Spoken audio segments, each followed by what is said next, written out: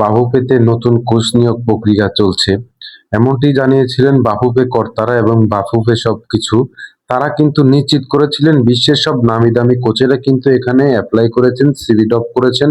তার মধ্যে অন্যতম হচ্ছেন রোজারিও মিকেল, যিনি কিনা 2016 সালে ব্রাজিলকে অলিম্পিক জিতিয়েছেন। নেইমারদেরকে সাথে নিয়েই তিনি অলিম্পিক জয় করেছিলেন, প্রথমবার অলিম্পিক জয় করেছিলেন ব্রাজিল।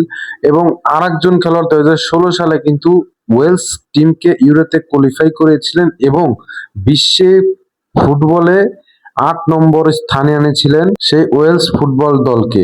এখন সেই দলেরই কোচ কিন্তু আবেদন করেছে বাংলাদেশ ফুটবলের কোচ হওয়ার জন্য। কিন্তু এখানে কিন্তু বাফুফে অনেক কারচুপি করছে।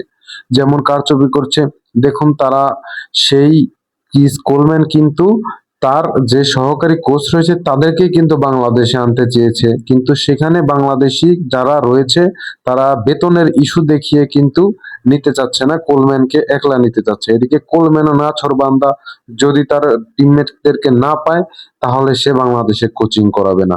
এখন দেখার বিষয় হচ্ছে বাফুফে বেতনের দোহাই দিয়ে কি তাদেরকেও ছাড়াই করে দেয়, নাকি কোলম্যানকে যদি বাফুফের কোচ বানানোর জন্য তাকে রিকোয়েস্ট করা হয়, বাংলাদেশ ফুটবল ফেডারেশনের তাবি দাওয়াল এই বেতন ইস্যু দেখিয়ে বাদ দিয়ে দেওয়া হয়, নাকি আমিনুল সাহেব যে বলছেন যদি বাংলাদেশ ফুটবল ফেডারেশন বেতন নিয়ে আটকে যায় তাহলে বাংলাদেশ ফুটবল দলকে সাহায্য করা হবে, বাংলাদেশ ফুটবল দলকে সাহায্য করা হবে সরকারের পক্ষ থেকে।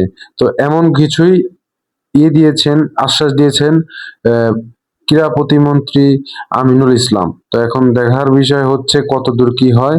তো ভালো থাকবেন, সুস্থ থাকবেন, ধন্যবাদ সবাইকে।